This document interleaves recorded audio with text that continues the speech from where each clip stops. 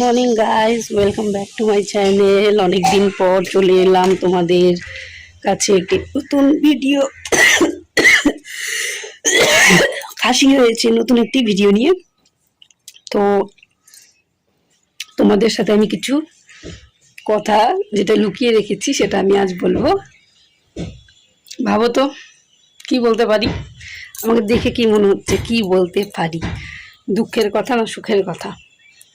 দুঃখ না সুখ এখনো বুঝতে পারছি না, হয়তো দুঃখ। তো যেটা কথা হলো, আমি এখন বর্তমানে কিন্তু বাপের বাড়িতেই থাকি। আমি শ্বশুর বাড়ি থেকে চলে এসেছি। তোমাদেরকে কোনদিন আমি ভুলিনি, আমার বরের সাথে আমার সম্পর্কটা সেরকম ভালো না। আমাদের দুজনের মধ্যে অ্যাডজাস্ট হয় না। তো সেই জন্য আমি এখন বর্তমানে বাপের বাড়িতেই আছি। আমি ওকে ভালো থাকার জন্যই এই কাজটা করলাম, যে না, একটা সংসারে দুজন কষ্ট করে তো কোনো লাভ নেই না। তো ঠিক আছে, একে অপর যদি ভালো থাকা যায়, আমি যদি ওর কাছে না থাকি, ও যদি ভালো থাকে, থাকুক না, ক্ষতি কি? সবারই একটা লাইফ নিজের মতন বাঁচার অধিকার আছে, তাই না? সেই জন্য আমি ওকে ছেড়ে দিয়ে চলে এসেছি। ও এখনো আমাকে ফোন কল করেনি বা কিছু বলেনি, এখনো কলও করে না বা মেয়েটার সাথে কথা বলে না, তাতে আমার কোনো যায় আসে না। ওর ইচ্ছে হলে ও বলবে, এখনো সম্পর্ক কিছুই ভাঙেনি।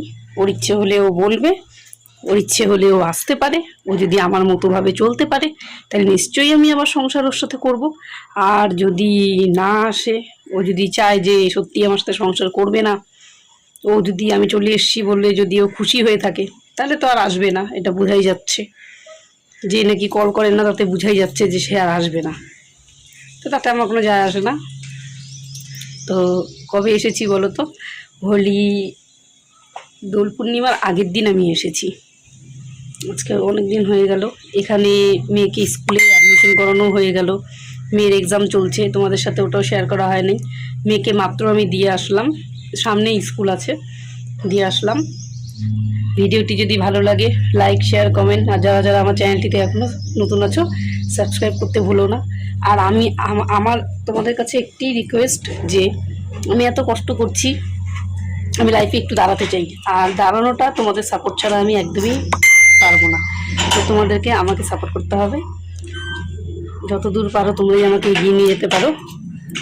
আশা করি তোমরা আমাকে এগিয়ে নিয়ে যেতে সাহায্য করবে, এটা আমার বিশ্বাস।